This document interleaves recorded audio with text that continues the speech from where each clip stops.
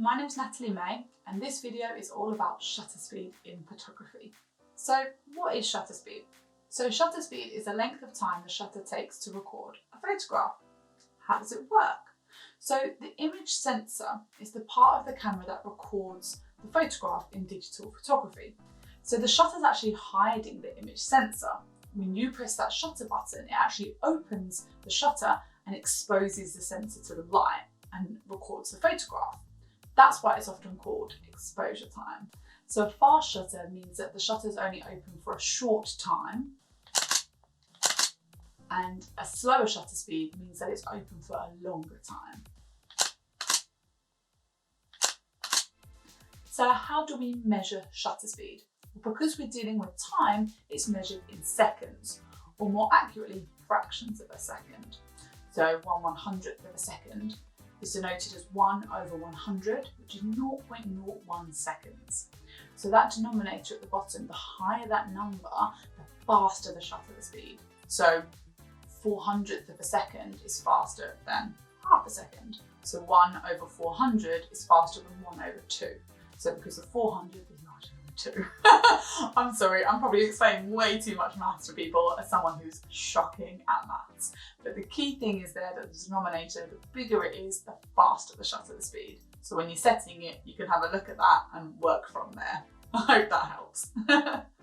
Cameras nowadays go up so high, the shutters can go so fast, and what that enables them to do is capture really fast movement. Think F1 cars, aeroplanes, anything with fast movement.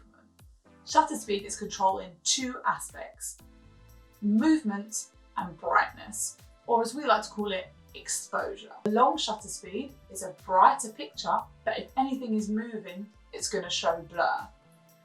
Whereas a faster shutter speed, it's going to be a darker picture, but if there's any movement, then it's going to be captured. There are other settings when you're considering exposure, but for now, we're just sticking to shutter speed. On a sunny day, you're going to need a faster shutter speed because there's going to be a lot of light available. And if too much of that light hits the sensor, it's going to be too bright and you don't really see the information. And that's called being overexposed. So you put too much light on the sensor. Likewise, if you're going to have a fast shutter speed and then actually it's too fast and not enough light hits that sensor, the image is going to be too dark and therefore it's underexposed. You actually don't really want either of these, but I do think personally the lesser of the two evils is being underexposed.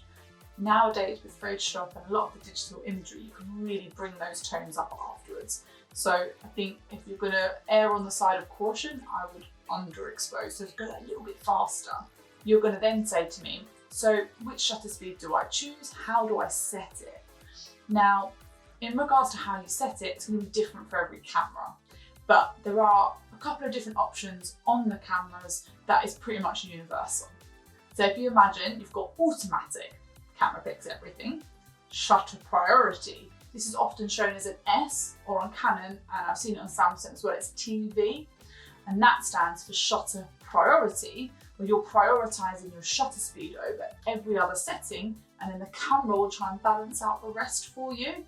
What's great about that one is if you are picking, it's really important for me to freeze action, it's going to create the rest of the settings to expose the light correctly and make your picture bright enough. Now the other option is manual, and this is for those tricky situations or creative situations where you want to have much more control. Now personally, if you're just starting out in photography, I would go for the shutter priority and play with it. Put it on a slow shutter, put it on a fast shutter, see how that affects the image that you're taking. And then that way you're going to understand what it's doing. But if you're at a family party and they go, quick, take a photo of us, just shove it on that automatic mode. It's going to pick everything for you. They're probably not going to be moving, going to capture the image, no stress. When you get onto manual mode, that's when the magic happens. That's when it gets exciting. That's when you can really start to work with all of the different settings and get what you need. Don't worry, I'm going to make some more videos. I don't think anyone's worried, but still. I'm going to make some more videos explaining the other settings you're going to want to consider about the ISO, about the aperture, and then with the shutter speed, and you're going to get a great understanding of the basics of photography. Let's talk about camera shake. It's Holding the camera by hand can often lead to visible blurring. Even if you think you've got a steady hand, often when you look at the photographs afterwards, there can be some aspect of blur. You know, we're talking about that sunny day. Potentially on a really bright day, you're shooting on a really fast shutter speed, you're not going to capture any. But more often than not, it's something worth considering with the slower shutter speeds. Fireworks, Milky Way, those evenings, you're going to want to put it on a tripod as to not get any camera shake. I've been Natalie-May. This has been a video about shutter speed. I hope you enjoyed it. If you've got any questions about your particular camera or anything else you want me to answer in the next videos, please leave a comment, like, subscribe. It means so much to me how much lovely response I got from the first video. It's incredibly daunting today when I set it up again and I got nervous. Like, it's literally me and a camera in a room and I got nervous. I guess that shows that I care and that I'm excited about this. We've got some really cool videos planned for the future. I'm going to make some about aperture, about ISO and some other things. And I'm going to get those out to you as soon as I can with the aim of uploading twice a week. I've said it out loud now, that means it's got to happen. So thanks very much, and until next time, stay safe and I'll see you soon. Bye.